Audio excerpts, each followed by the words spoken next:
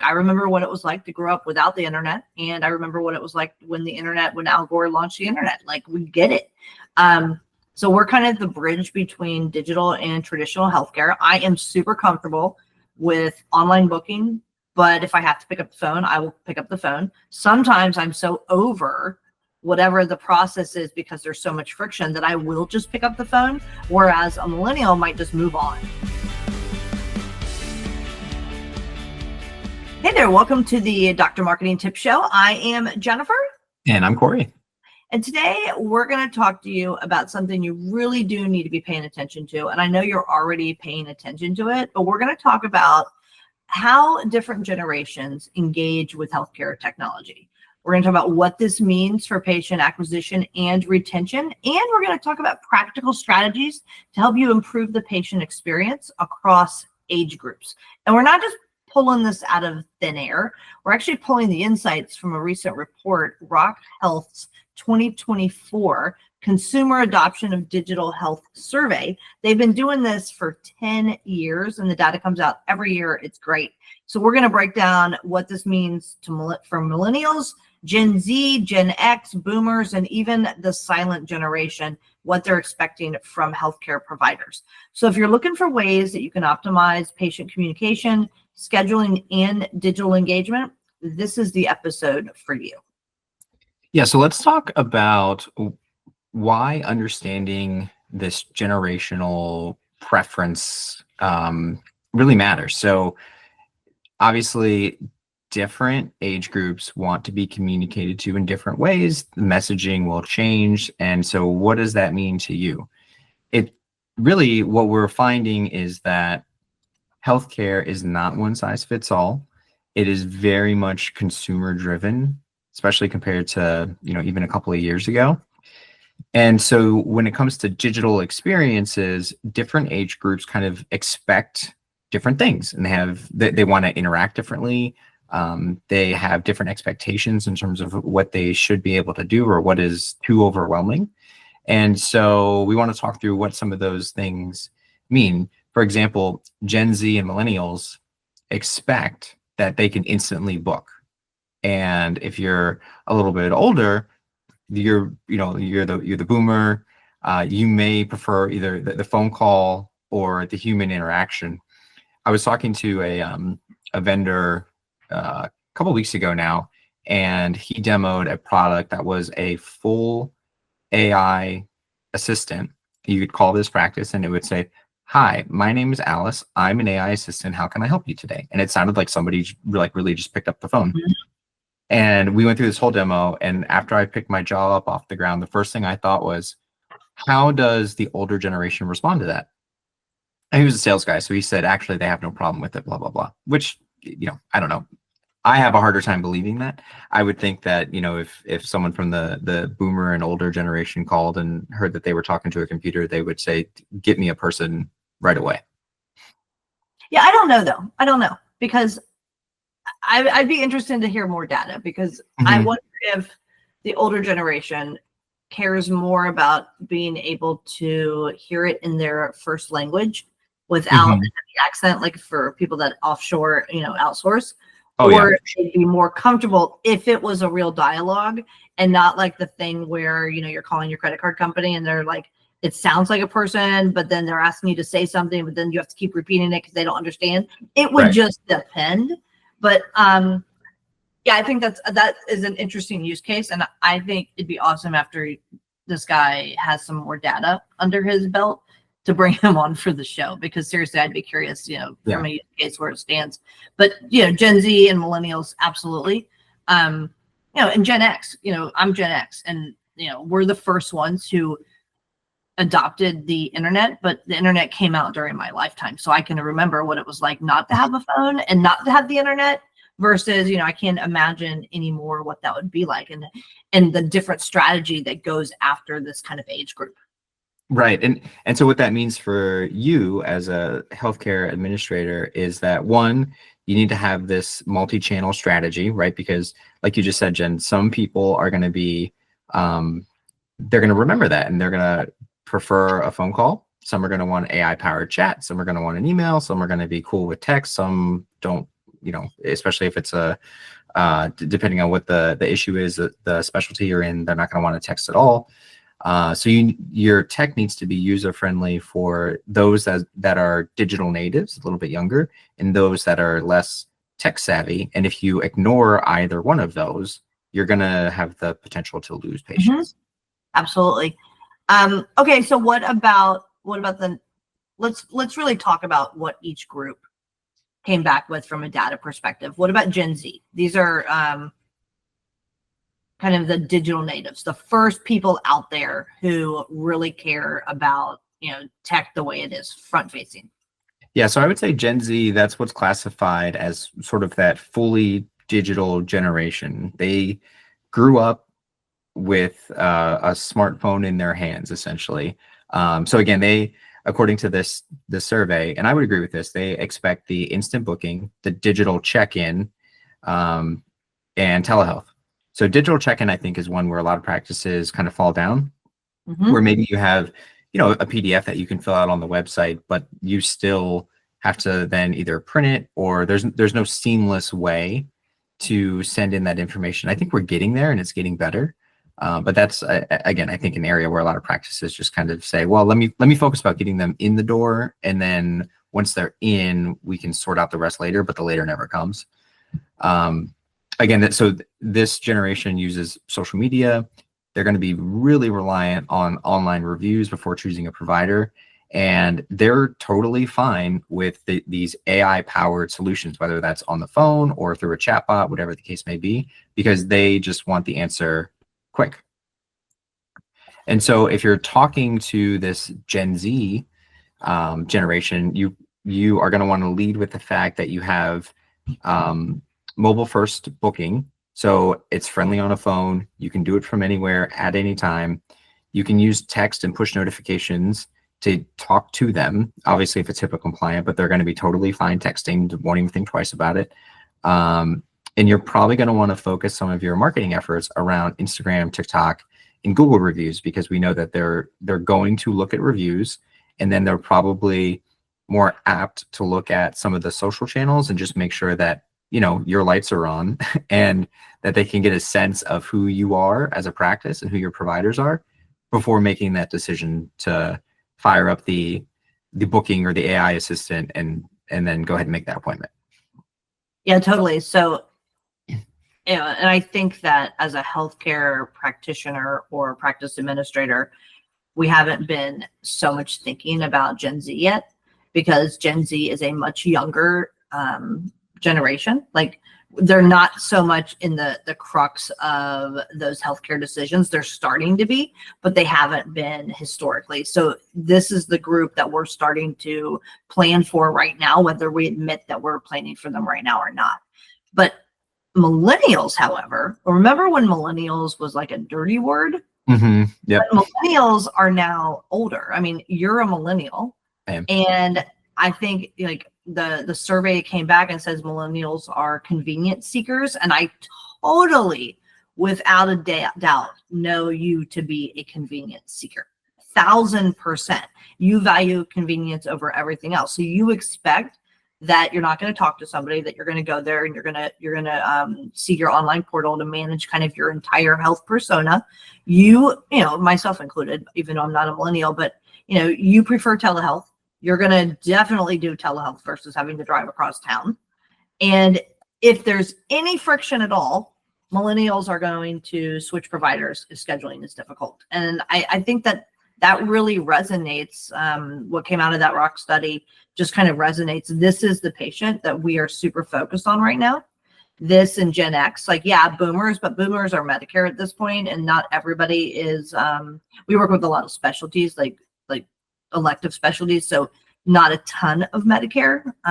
That's more the hospitals. However, millennials and kind of Gen X, those are the ones that we're super focused on. And so understanding that convenience factor and getting rid of friction is super important. Yeah, we say it all the time that if we can make the experience frictionless, then we know that we're doing something right. Mm-hmm. And I think you're absolutely right, and the study is absolutely right. If scheduling is difficult, or if there's long wait times, there's no loyalty, or little loyalty, because the convenience really matters. Because for the millennial here, time is everything. They're either trying to get to work or they're trying to get back to their family, whatever it is. So if there's some type of issue, they're just gonna move on. So I would say a couple of tips here that kind of come out of the survey is optimizing the online scheduling, reducing wait times. I think, if we could do that, wave a magic wand, I think everyone would say we want that, right? Using email and text reminders for appointments, totally fine. I think appreciated by this generation. And then flexible care options. Like you said, if there's telehealth option, let's take it. If we can do online prescription refills, great. If there's chat support, even better, because then I can do something else and chat on the side, which is super convenient. And that goes right along with what Rock Health was saying from the survey. Yeah, I think that they nailed it. Like, I feel like you filled out the survey and you for all millennials. So yeah. Gen X, that's me. We are the hybrid user, kind of what I was alluding to before. Like, I remember what it was like to grow up without the internet. And I remember what it was like when Al Gore launched the internet. Like, we get it. So we're kind of the bridge between digital and traditional healthcare. I am super comfortable with online booking, but if I have to pick up the phone, I will pick up the phone. Sometimes I'm so over whatever the process is because there's so much friction that I will just pick up the phone, whereas a millennial might just move on. But if I'm like fired up enough, I am picking up that phone and I have no problem arguing with somebody who has no point in arguing with me, and they're just kind of trying to diffuse the situation. I am going to research a provider before I schedule an appointment. I'm not just going to take like true, referral from a provider. To another provider. I'm going to do research before I schedule. I think that's what Rock Health said. And, I want high quality, informative content before making decisions. Like, I want as much information available to me. I'm not just going to blindly make that appointment. And so it's important to me, or to Gen X in general, that, the information is correct online, that you've got some positive reviews, that I have the opportunity to schedule online, but I'm willing to pick up the phone if I need to. Yeah, it's interesting that the survey said that there was a higher propensity here for Gen X to want this high quality, informative content, like you were saying, because it's that helps them make a decision. Whereas for some of the younger users and respondents to the survey, they didn't care about that as much. They I think wanted to know that the information was there, but not necessarily kind of go through it. Whereas some of the actionable tips that sort of come out of the Gen X piece of the survey are things like provide email newsletters and have educational blog posts, because they're going to get read, and that's going to sort of imbue your practice to them and kind of show that you're an authority and all those things, which is all great. But it's just interesting that this is the generation that kind of, stands for that a little bit. And we are the patient that you want, because we're the ones who really are starting to have healthcare concerns and real challenges. It's no longer just preventative. It's actually like maintenance. Like, my car needs to go in the shop and I need to have a fine tuning once in a while. Yeah. So the next one is baby boomers, which, we used to talk about the boomers when they retire. So they are retired now. This is the traditionalist type that has moved online. They're moving online. These are the folks that just, they are on Medicare or getting onto Medicare right now. Most comfortable with in-person care, although they're figuring out the online care, because they have folks like me and you that are, teaching them how to use the portal or how to use telehealth or things of that nature. They would prefer to pick up the phone and call. Like, they're not even play that game where, if they have an option of an AI chatbot or pick up the phone, they're going to pick up the phone and call. So they got to be ready for them. They may have challenges with anything that's not super intuitive from an online portal standpoint. I know, because I have a boomer. My mother's a boomer, and if it's anything beyond like print, hit the button, print, or move on, if it's not super intuitive, she doesn't know and she needs a little bit of help. So that's the audience that we're looking for. And I would say they will do the research if they have a Gen X or a millennial in their life that's like directing them there. But for the most part, this group is going to rely on those word of mouth referrals. And they're going to trust the doctors that they've been with for years. So in this case, those referrals matter a lot. Right. Yeah. They're not even going to question if you get a referral from a provider, that's where you go because that's what your doctor said to do. Yep, absolutely. Yeah. So I think here you want to make sure that you keep phone scheduling, make sure the wait time is low, and then have staff that are trained to sort of guide them through some of these things, whether that's a patient portal or a digital check-in experience if you have that. This is oftentimes why you'll see on really good bill pay pages that at the top or somewhere close to the top, they'll have, like a giant call out of here's what a bill looks like, here's the account number and those things, because it just that is a big point of frustration.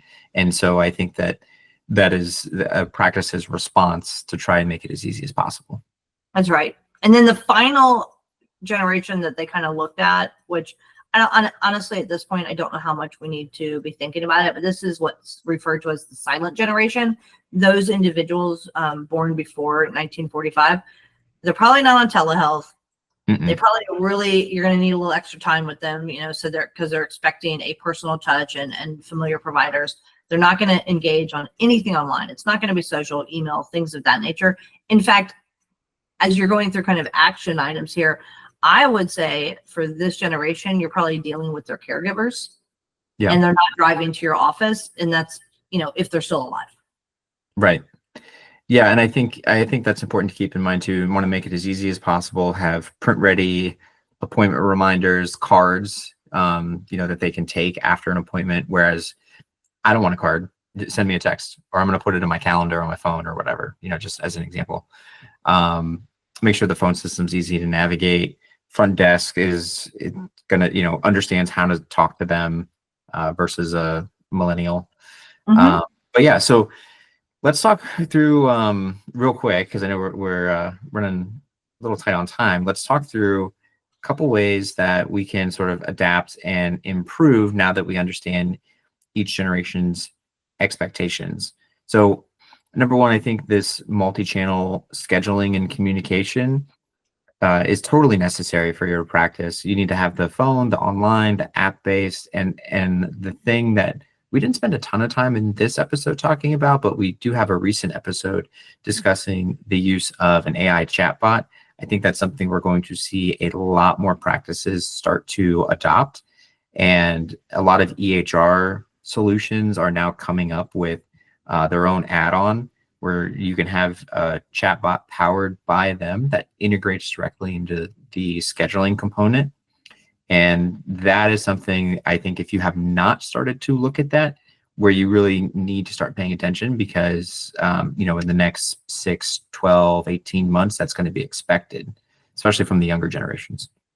Yeah, and I will say I'm going through a lot of renegotiations right now on vendor contracts, because there's a real opportunity for practice managers to potentially save some money because you don't need as many vendors. So we are starting to have those conversations with, what can we combine, still manage, but what can we combine so we don't have to use as many vendors so that we can find some cost savings. And it's right there with what you just said. It's the chatbots, it's the integrations, things of that nature, just creating that very seamless experience because these generations expect it. Well, and, a lot of the EHRs, in addition to that, also have the ability to do the sort of advanced or the smart notifications where they're going to send out a text, they're going to send out an email or a phone call reminder. And then some of them are even with the AI chatbots too, they're doing the automatic rollover on a cancellation. So if I had an appointment on Tuesday at 4:00 and then I cancel, the AI will reach out and fill that spot. And again, I think that that's convenient, not only for you as a practice, but also for the patients, but it's going to become an expectation. Yeah, I think you're spot on there. Yeah. And then, the hybrid care model, I think that's important too. A lot of practices already kind of have that covered depending on your specialty, where you can offer telehealth and in-person. I was with the behavioral health group a couple of weeks ago, and we were talking about how telehealth they invested in that and thought it was going to be a big boon and people would want it. And it turns out that exactly like the survey says, it one depends 100% on the generation, and then two also on what the person is going through.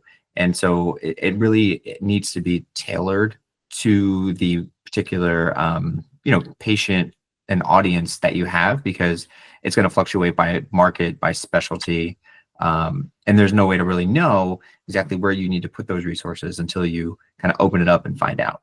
Yeah. And it tells you too, like, you can't just say like, this is going to be the way and we're only going to do this, because you have to be fluid enough to kind of account for the feedback that you're getting. I think another area that is kind of low-hanging fruit is your SEO and your online presence. You want to ensure that your practice is showing up on all the directories, Google, Healthgrades, all those review platforms. That's because the younger generations, which is my generation and lower, we're going to be checking, and we're not that young anymore. This is probably your patients. And so, don't leave this on the table. Make sure that you've optimized at least SEO, you've optimized for SEO, and your online presence is accurate. Yeah. And I think with that, once you get people in the door, then you need some level of customer service training to make sure that the staff is trained to assist older patients who are going to struggle, whether they're struggling with tech or they're just, struggling to like walk to the waiting area, or struggling to, with whatever their treatment plan is. There's things that you just need to be aware of. And I think that practices that they understand the difference between the generations and how to talk to them, how to assist them, are going to be miles ahead of those that have really put no thought into that.